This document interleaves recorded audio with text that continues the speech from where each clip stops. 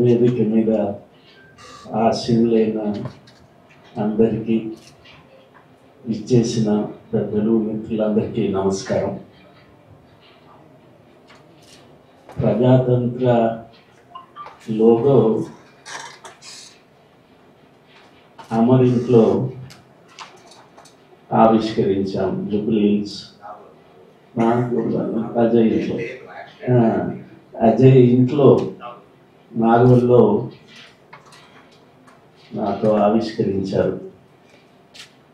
ప్రజాతంత్ర పుట్టుక ప్రారంభం నుంచి ఇవాళటి వరకు 26వ వార్షికోత్సవానికి ఎంతైన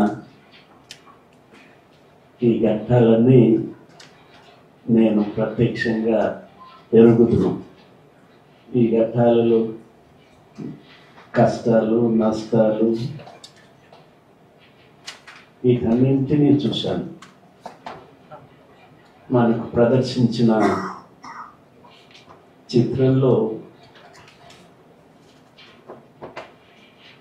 పూసలో దారం మాదిరిగా ఉన్న భావం తెలంగాణకు కట్టుబాటు. ఆ రోజు ముఖ్యమంత్రి చంద్రబాబు నాయుడు గారిని దీన్ని ప్రారంభించమన్నప్పుడు ప్రథమ సంచిక వారు ప్రారంభించారు ఇందిరా ప్రియదర్శిని ఆడిటోరియంలో.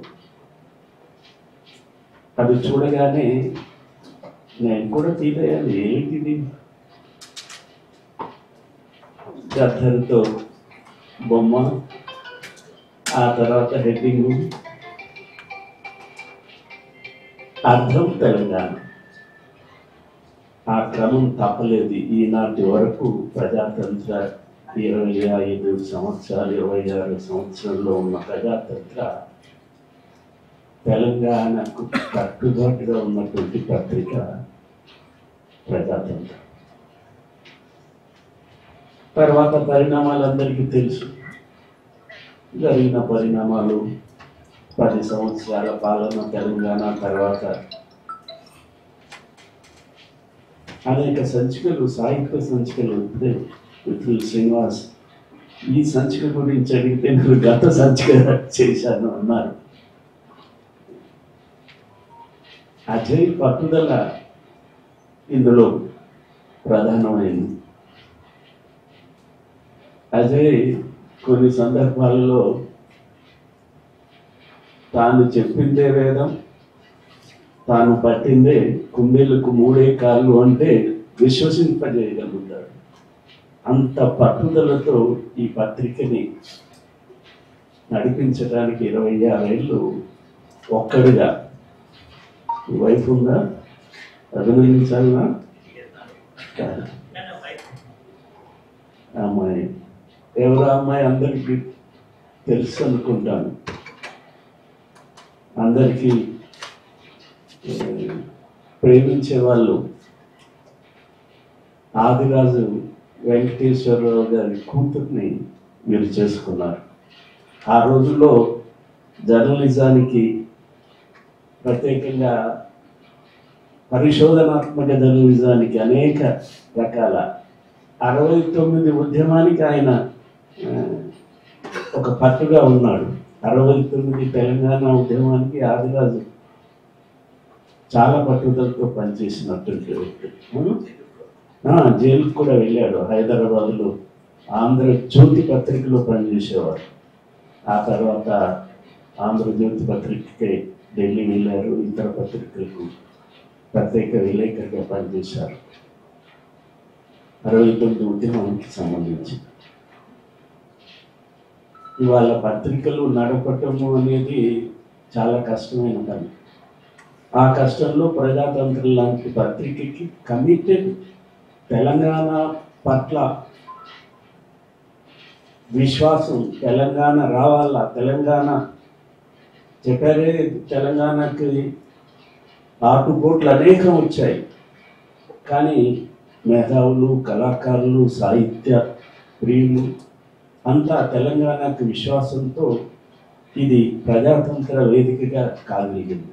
అలాంటి ప్రముఖులు అనేక మంది ఇందులో వ్యాసాలు రాశారు. ప్రజాతంత్ర అలాంటి దాన్ని ప్రోత్సహించడంతో పాటు ముందుకు తీసుకెళ్ళటానికి, ఉద్యమాన్ని ముందుకు తీసుకెళ్ళటానికి ఇది ఏనాడైనా ఈ తెలంగాణ వచ్చి తీరాలా అని చెప్పి పట్టుదలతో ఉన్నటువంటి తీరు ఖచ్చితంగా అజయ్ని, నిర్వాహకుల్ని మనసారా అభినందిస్తున్నాను. వాళ్ళ ముఖ్యమంత్రి చూడగానే మన చంద్రబాబు నాయుడు గారు కొంత నొచ్చుకున్నట్టు కనిపించింది, కానీ తప్పదుగా వాస్తవం, ఒక కట్టుబాటుకు ఉన్నటువంటి వాస్తవాన్ని చెప్పగలిగారు, చెప్పారు. ఈ సందర్భంగా మరోసారి నేను మనసారా ప్రజాతంత్ర నిర్వాహకుల్ని, అజయ్ని అభినందిస్తూ, వేరే ప్రోగ్రాము ఉన్నా వాయిదా వేపించాము. ఇది ప్రెస్ క్లబ్లో జరగాల్సింది గత వారం. ముఖ్యమంత్రి గారి ప్రోగ్రాం మారిపోయింది కాబట్టి ఇక్కడ పెట్టండి, మామూలు హరికృష్ణ గారి ప్రోత్సాహం తప్పనిసరిగా ఉంటుందని చెప్పి ముఖ్యమంత్రి గారి ప్రోగ్రాం అయిపోగానే 11 గంటలకి 12, 1 గంటలకు పెట్టుకుందాం అనుకున్నాను. కానీ ముఖ్యమంత్రి గారి ప్రోగ్రాం 3 గంటలకి మారడంతో మన రెవెన్యూ శాఖ మంత్రి పొంగులేటి శ్రీనివాసరెడ్డి గారు అర్జెంటుగా ఖమ్మం వెళ్ళాల్సి వచ్చినందున ముఖ్యమంత్రి గారు వెయిట్ చేస్తున్నారు. ఆయన బయలుదేరినట్టున్నాడు, మెసేజెస్ వస్తున్నాయి. నన్ను మన్నించాలా, మరోసారి పెద్దలందరినీ మన్నించమని కోరుతూ, ప్రజాతంత్ర మనసారా ఇది ఆవిర్భావం మొదలు 26 ఏళ్ళు ప్రత్యక్ష సాక్షిగా ఉన్న ఈ పత్రిక ఒక కట్టుబాటుతో, తెలంగాణకు ఒక కట్టుబాటుతో ఉన్నటువంటి ఈ పత్రికని మనసారా అభినందించు, మరింత కాలం మరింత విస్తృతంగా ముందుకు రావాలని కోరుతూ 3-4 సెంటెన్స్లు డాక్టర్ రూప్ కుమార్ దబ్బీకర్ రాసిన దాంట్లో నుంచి చదవదలుచుకున్నాను.